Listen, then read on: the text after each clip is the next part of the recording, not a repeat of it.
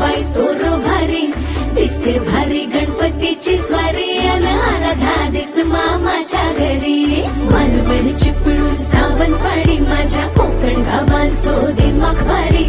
दिसते भारी गणपतीची स्वारी